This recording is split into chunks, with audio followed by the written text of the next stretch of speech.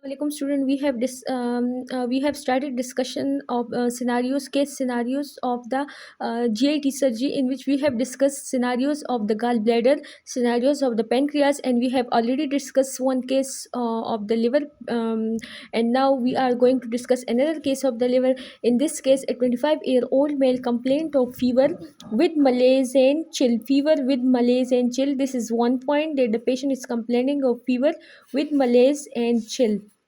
And now he had blood stain diarrhea. This is another point. He had blood stain diarrhea from the last 6 weeks. He had blood stain diarrhea from a very long time, from the last 6 weeks, and he had attended a wedding party, and after that wedding party he had blood stain diarrhea. He had attended a wedding party. After that he had blood stain diarrhea. He had also history of weight loss. He had also history of weight loss.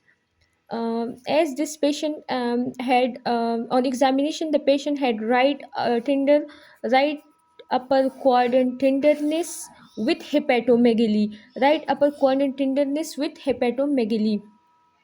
In this patient, there is pain in the right upper quadrant. Associated with pain, there is tenderness in the right upper quadrant, as well as associated with pain he is giving history of fever with rigor and chill. It's mean that there is some infection in his liver, due to which he is giving history of rigor and chill, but the infection is related to in this scenario he had also a history of bloody diarrhea. So our diagnosis will be amoebic liver abscess. We have discussed hydrated disease of the liver, in which there was pain in the right upper quadrant, and ultrasound there was a cystic lesion, but in that scenario there was no history of fever and chill. But in this scenario there is history of fever, malaise and chill, as well as bloody diarrhea, which is commonly caused by ant amoeba histolytica. And as there is infection of ant amoeba histolytica, due to which the patient had fever, as well as he had attended a wedding party, which means that in the wedding party he had used some unhygienic he had eaten some unhygienic food, and due to which unhygienic food he had ingested the organism, that is the ant amoeba histolytica, and due to that organism he had now bloody diarrhea as well as fever. So our diagnosis is amoebic liver abscess. Amoebic liver abscess. Now, what are our differential diagnosis? In the differential diagnosis, in hydrated cyst of liver, there is also pain in the right upper quadrant. There is also swelling in the right upper quadrant. There is also tenderness in the right upper quadrant. But in that case, there will be no history of fever with rigor and chill, and no weight loss history, as well as there will be no history of bloody diarrhea. In pyogenic abscess, there is high grade fever associated with rigor and chill, but there is no history of bloody diarrhea. Pyogenic abscess is basically caused by bacteria, gram-negative bacteria, in which E. coli and Klebsiella are the most common, and those bacteria cause high grade fever and chill, but not cause bloody diarrhea. In hepatoma is a solid lesion of the solid benign lesion. Hepatoma is a solid tumor of the liver. In ultrasound, if we do ultrasound, in the case of amoebic abscess, we will identify a fluid collection, while in the case of hepatoma we will identify a solid mass. In acute cholecystitis, again the patient present with pain in the upper right quadrant, in the right hypochondrium, but that pain will radiate to the back of the scapula, as well as there will be no hepatomegaly in the acute cholecystitic patient, and there will be no history of fever with malaise and chill. While in acute bacterial cholangitis, there will be history of fever and pain in the right upper quadrant, but there will be no history of bloody diarrhea, as well as in acute bacterial cholangitis there will be another symptom, that is jaundice. So our DDs are hydrated disease of liver, pyogenic abscess, hepatoma, acute cholecystitis, and can be acute bacterial cholangitis. But in acute bacterial cholangitis there will be history of jaundice as well, and there will be no history of bloody diarrhea. Now coming towards the sequelae, this in 95% of the cases the abscess resolve with treatment, with medical treatment, and in 5% of the cases it can rupture either into the pleural cavity or into the peritoneal cavity. If it rupture into the peritoneal cavity, it can cause peritonitis. But if it rupture into the pleural cavity, that is in the right lower lobe of the lung, it can cause empyema of the lung. Empyema of the lung, that is pus and fluid collection in the lung if the abscess rupture into the pleural cavity. This is the liver, and here in the right lobe there is the abscess, and this abscess can, this is the diaphragm, and this abscess can rupture into, here above are the lungs. There are lungs located, and this abscess can rupture into the pleural cavity and cause empyema of the lung. In this case, the patient will present with the history of chocolate color sputum, chocolate color or rust color sputum, cup with chocolate color sputum, and sign symptom of respiratory tract infection. In the when it can also rupture into the abdomen and into the peritoneal cavity and cause peritonitis. In investigation, first of all we will do CBC. In CBC there will be leukocytosis. Then we will do stool RE. In stool RE we will identify tropocyte as well as we will identify cyst. In stool RE we can identify both cyst and tropocyte. In LFTs there will be mild elevation of ALP, alkaline phosphatase. In antibody, in serum, and the serum antibody level will be raised against the antigen of the int amoeba histolytica.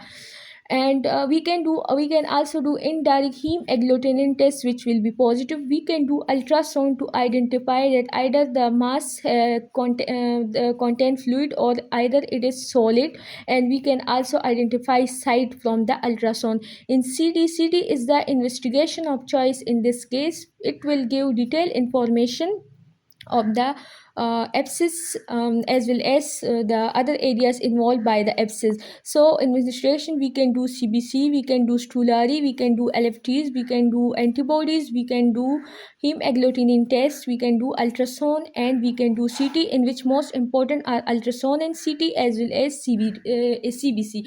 These three are the most important. In treatment we can do medical treatment. In medical treatment we will give analgesic to the patient to relieve his pain, antipyretic to the patient to decrease his fever, and we can give metronidazole 750 mg TDS 3 times a day for 10 days. Metronidazole is given to treat int amoeba histolytica for 10 days and 3 times daily. Then we can do needle aspiration if it is single. If the abscess is single, it is uniloculated. If it is uniloculated, as well as if it is large, and if the medical treatment failed to resolve this abscess. If it is present in the in the left lobe of the liver, commonly it present in the right lobe of the liver because the portal vein has communication with the right lobe of the liver, so it commonly present with the right lobe of the liver. We will discuss the pathophysiology. After that we will understand this thing. But if it present in the left lobe of the liver, then it can rupture into the pericardial cavity and can cause a pericardial infection, which is very dangerous. In this case, if it is present in the left lobe, or if it is large, or if it is uniloculated, or if it is single, or if the medical treatment failed, then we will do needle aspiration. In surgery, if the cyst is multiloculated, if the pus present in the cyst is very thick and unable to aspire, if the cyst is very large and it is located in the left lobe of the liver, large and located in the left lobe of the liver, and if the site is unable to aspirate and puncture, then we will do surgery. The agent responsible for the abscess is ant amoeba histolytica. The root is fecal oral root, and when the pathogenesis, if a patient ingests cyst in the infected food, the cyst goes to the large intestine. In the large intestine, the cyst excitation occur and the trypocyte release, and these trypocytes invade the mucosa and the submucosa of the colon or the large intestine and cause ulceration. When it causes ulceration in the large intestine, it is called flask shape ulcer. If it causes ulceration in the large intestine, the ulcer will be called flask shape ulcer, and from there it can invade, after ulceration it can invade the portal vein, and portal vein reaches the liver. And as I have mentioned that portal vein has communication more with the right lobe of the liver than the left lobe, so the cyst is most common in the right lobe of the liver. So the common site of the cyst is the right lobe of the liver, and we have understand the reason. Now in the liver, the organism can do two complication, can cause two complication. First of all, it can cause the cyst or the abscess can cause the abscess can cause the amoeba histolytica, or the trypocyte which have reached through the portal vein to the liver can release some enzyme, and these enzyme form the abscess formation, as well as can cause hepatocyte necrosis. Thank you so much. This In this lecture we have ended our hepatobiliary system, and next we are going to discuss some medicine, as well as gynecological scenario cases, as well as some other cases in surgery. If you people are liking my videos, please subscribe my channel and write in the feedback that if you people are liking this copy method or liking slide method, I will do according to your wish. Thank you.